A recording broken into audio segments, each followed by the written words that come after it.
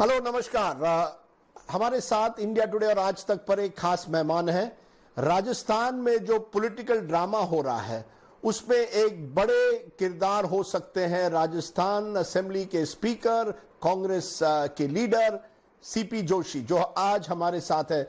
CP Joshi ji, ये हमें बताइए, आपने एसएलपी सुप्रीम कोर्ट में फाइल करने का निर्णय लिया। एक तरह से क्या कहीं ना कहीं जो हाई कोर्ट ने कहा है कि 24 तारीख तक आप ये डिस्क्वालिफिकेशन नोटिस जो आपने भेजा है उस पर आप कोई भी कार्रवाई नहीं कर सकते, कहीं ना कहीं क्या आपको कोई कॉन्फिडेंस नहीं है हाई कोर्ट में कि आपको सुप्रीम कोर्ट अब जाना पड़ रहा है एसएलपी में? क्या आपको लगता है हाई कोर्ट निष्पक्ष नहीं है? क्या हाई कोर्ट आपको कहीं ना कहीं निष्पक्ष नहीं दिखता है?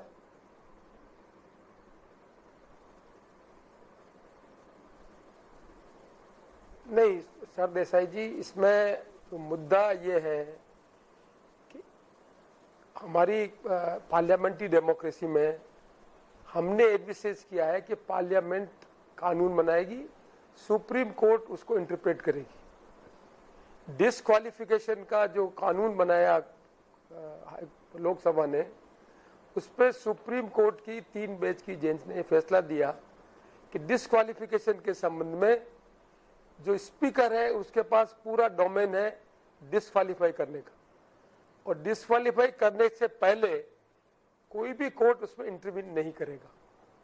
राजस्थान विधानसभा के अध्यक्ष के रूप में मेरे सामने chief whip of Congress party कोई मसला लेके आई कि हमारे इन सदस्यों के संबंध में आपको हम ये कार्रवाई करने के लिए आपको एप्लीकेशन देते हैं।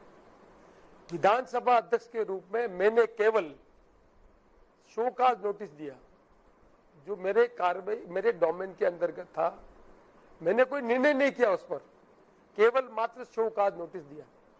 आज दिन तक 92 के बाद जो डिस्क्वालिफिकेशन का कॉन्स्टिट्यूशन बेस का फैसला हुआ, उसके बाद किसी कोर्ट ने आज दिन तक शो काज नोटिस पर उस पर कोई कार्रवाई नहीं की है।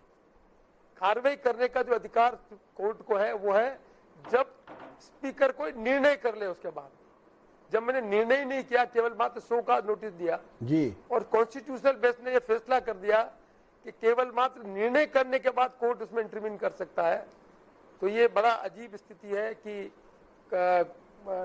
जो हमारे सदस्य है वो उस पर कोर्ट में चले। लेकिन जोशी जी, कोर्ट को सरकमवेंट करके कोई निर्णय करवाने का जो काम कर रहे हैं, ये इशू आज हमको बाध्य करता है कि हम we are heading for a constitutional crisis, जहां जो वेल डिफाइंड स्पीकर का रोल कॉन्स्टिट्यूशनल बेंच ने डिफाइन कर लिया है। You are saying Joshi ji, आप कह रहे हैं कि राजस्थान में कॉन्स्टिट्यूशनल क्राइसिस, आप कह रहे हैं कि राजस्थान में कॉन्स्टिट्यूशनल क्राइसिस बन रही है। अब ये कॉन्स्टिट्यूशनल क्राइसिस कैसी बनी है? अब जो पायलट कैंप है या सचिन पायलट के जो समर्थक हैं वो कह रहे हैं कि स्पीकर ने जो असेंबली के बाहर जो होता है, जो किसी होटल में होता है या कोई मीटिंग होटल के बाहर होती है, उस पर स्पीकर कार्रवाई नहीं कर सकती। स्पीकर केवल जो असेंबली में होता है उस पर कार्रवाई कर सकती है। तो ये मेरिट्स की बात हुई। और दूसरी बात वो कह रहे हैं कि जैसे कोई आपको डिस्क्वालिफिकेशन की नोटिस कोई चीफ व्हिप देता है, आप तुरंत कार्रवाई नहीं कर सकते, यानी आप केवल नहीं कह सकते 2 दिन में मुझे जवाब दीजिए। तो ये मेरिट और प्रोसीजर पर दोनों पर वो सवाल उठा रहे हैं। पहले मेरिट की बात आती है, जो होटल में होता है, क्या उस पर स्पीकर कार्रवाई कर सकते हैं? विषय जी, मेरा वो क्या प्रश्न उठा रहे उससे संबंध नहीं है। वो प्रश्न क्या उठा, मेरा आवाज नहीं है जी, मेरा वो प्रश्न क्या उठा रहे संबंध नहीं है। As a speaker constitution authority के हिसाब से मुझे शोकास नोटिस देने का भी अधिकार नहीं है। मैं मेरिट में गई नहीं, मैं आपको केवल मात्र शोकास नोटिस दिया है कि मुझे ये मिला है, आपको क्या बोलना है, दैट्स ऑल। आप जो बातें कर रहे हैं, जिसके बारे में पायलट ग्रुप की बात कर रहे हैं, मेरा उससे कोई संबंध नहीं है। मेरा संबंध कॉन्स्टिट्यूशनल ये है, एज ए स्पीकर मैंने एक शोकाज नोटिस दिया जो मेरा अधिकार है। कॉन्स्टिट्यूशनल बेंच ये कहती है कि जब तक डिस्क्वालिफिकेशन नहीं हो तब तक कोर्ट इंटरवेन नहीं करेगी।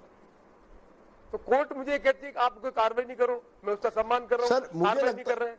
लेकिन कोर्ट को ये जो अधिकार है कि हम केवल मात्र कोर्ट तब इंटरवीन कर सकता है जब स्पीकर कोई डिस्क्वालिफिकेशन का निर्णय कर ले और उसमें कोई जुडिशरी मैटर है। अभी तो वो स्टेज ही नहीं है,